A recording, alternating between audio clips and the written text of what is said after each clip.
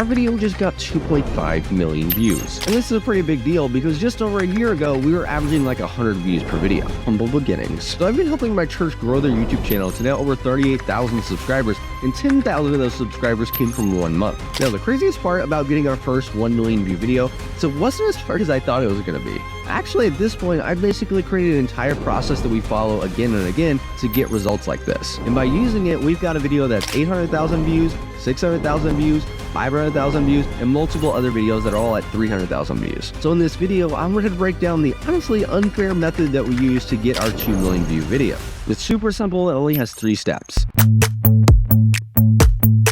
So the foundation of any great YouTube video is the idea. And this actually is the difference between getting 200 views and getting 2 million views. And since growing this channel, I found that there's kind of a controversial way that almost guarantees that you're going to get views. Here's how it goes. Step 1, you want to create a list of channels in your niche that are successful. Step 2 is you want to go through their channel and look for outliers. And step 3, you want to steal the ideas. I'm not joking. You see a video you like, you look both ways, and then you steal it.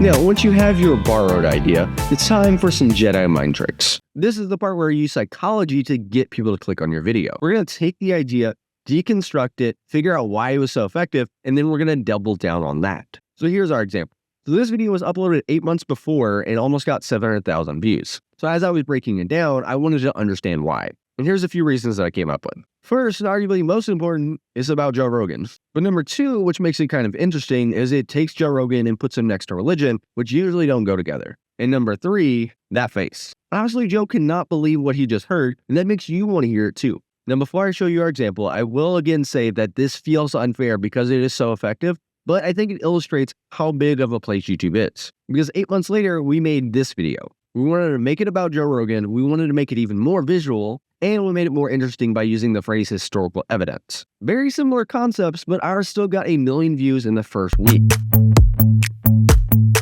Okay, this last one might be the most important of them all because people could follow the system up to this point and still only get 14 views. The reason you can follow the system and still fail is if you make the great value version of the video. Let me explain. So imagine you're going to Walmart and you need some cereal. And in front of you, you have 2 options.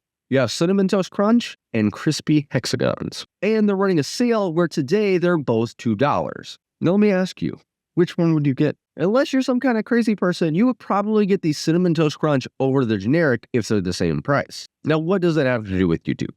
Well, when your audience wants to watch a video, they have 2 options. The awesome original video or the less cool generic video that you made. And these videos are the same price because all they have to do is spend their time. So if your video is objectively worse, why in the world would they watch yours? They would not. So if you want to use this strategy effectively, you need to make sure that you're actually improving the original video. Now, after getting millions of views on this channel, I can say that more than anything else, one of the most important things are titles and thumbnail. And that's why I created this video where I break down how the best YouTubers basically force you to click on their videos.